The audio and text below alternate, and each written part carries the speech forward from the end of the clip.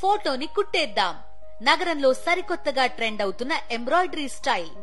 పూర్తి వివరాలకు చదవండి రేపటి Sakshi Hyderabad edition. Adani group chairman Gautam అదానీపై అమెరికాలో కేసు నమోదైంది. $1 బిలియన్ లంచం మోసానికి పాల్పడినట్లు న్యూయార్క్లో అధికారులు అభియోగాలు మోపారు. గౌతమ్ అదానీ, ఆయన బంధువు సాగర్ అదానీతో సహా మరో 7గురు ఇందులో నిందితులుగా ఉన్నట్లు తెలిపారు.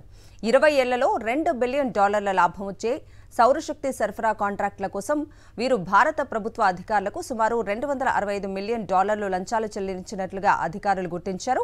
అలాగే అదానీ గ్రీన్ ఎనర్జీలోనూ అక్రమ మార్గాల ద్వారా రుణాలు, బాండ్లను సేకరించినట్లు న్యాయవాదులు తెలిపారు. ఫోర్బ్స్ మ్యాగజైన్ ప్రకారం అదానీ సంపద $69.8 బిలియన్. ప్రపంచంలో 22వ అత్యంత సంపన్నుడిగా ఉన్న ఆయన రిలయన్స్ ఇండస్ట్రీస్ అధినేత ముఖేష్ అంబానీ తర్వాత స్థానంలో ఉన్నారు. గతేడాది జనవరిలో హిండెన్బర్గ్ నివేదిక వెలువడ్డాక అదానీ గ్రూప్ స్టాక్లలో సుమారు $150 బిలియన్ కరిగిపోయాయి. అదానీ గ్రూప్ చైర్మన్ గౌతమ్ అదానీపై అమెరికాలో కేసు నమోదైంది. $1 బిలియన్ లంచం మోసానికి పాల్పడినట్లు న్యూయార్క్లో అధికారులు అభియోగాలు మోపారు. గౌతమ్ అదానీ, ఆయన బంధువు సాగర్ అదానీతో సహా మరో 7గురు ఇందులో నిందితులుగా ఉన్నట్లు తెలిపారు. 20 ఏళ్లలో $2 బిలియన్ లాభం వచ్చే సౌరశక్తి సరఫరా కాంట్రాక్టుల కోసం వీరు భారత ప్రభుత్వ అధికారులకు సుమారు $265 మిలియన్ లంచాలు చెల్లించినట్లుగా అధికారులు గుర్తించారు.